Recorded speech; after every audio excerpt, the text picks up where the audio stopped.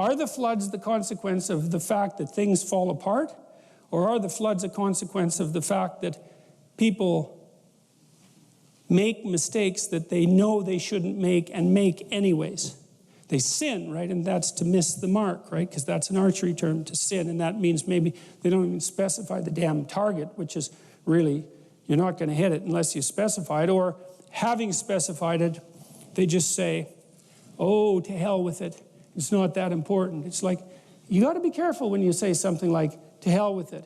It's not that important. Because one of the things that might happen to you if you say to hell with it, it's not that important, is that you might actually end up in hell for a pretty prolonged period of time, or maybe for the remainder of your miserable existence, because it's certainly the case that people do exist there, and I've seen them exist there, and once you're there, it's no trick, it's no simple matter to get the hell out. And so it might matter that the things that matter get addressed. It might matter that you do what you can to walk with God. Like I said, we'll talk more about that next time. And it might be that that is how you build an ark and are protected from the flood, even if the damn thing comes. And the thing is, it will. And this is a funny thing, too, that I've noticed about our education system and the way we teach students and their trigger warnings and all of that absolute rubbish. I think in most of my lectures, I'd have to have a trigger warning every 15 seconds. So, as I tell my students when they're young, it's like, look, don't fool yourself. You know, you're going to develop a serious illness, at least one, maybe two or three, and one of them is likely to be chronic. And if it isn't you, it's going to be someone you love. It's going to be your husband, it's going to be your parent, it's going to be your kids. That's coming. And so is a lot of death and pain. And so, like, just exactly what sort of person are you going to be when that shows up? And that's the right question. It isn't, how are you going to be happy in your life? It's like, good luck with that. It's a stupid ambition anyways, as far as I'm concerned, because it's too shallow.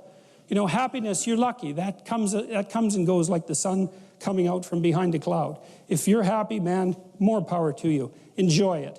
Enjoy it. It's a gift from the cosmos to be happy. But a pursuit, no, the pursuit is, when the damn flood comes, you want to be the person who built the ark. And that's what the story of Noah is about. And the thing is, the flood is always coming. And that's another thing that's worth commenting on with regards to this story is, you know, there's an apocalyptic element to the Judeo-Christian tradition. There's an idea that the end of the world is always at hand and that you should prepare to be judged. And the thing about that is, it's true. And the reason it's true is because the end of your world is at hand, and it will certainly come. And when it comes, you will be judged, because it will be up to you to figure out what to do with the fact that your world just collapsed. And that'll be a moral problem of ultimate severity, because it'll push you right to your limits, and you'll find out exactly where your unaddressed weaknesses lie, because that's what happens in a crisis.